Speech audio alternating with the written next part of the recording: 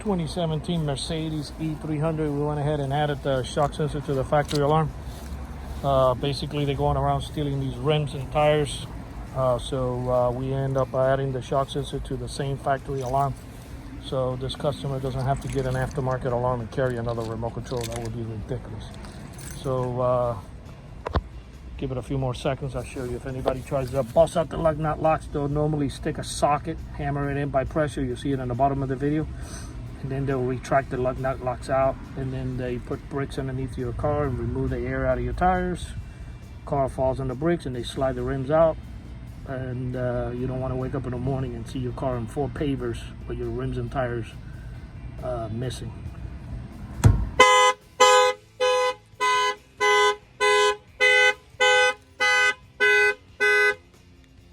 And then to shut it off, just hit unlock. So this is all incorporated with the same factory alarm system of the vehicle.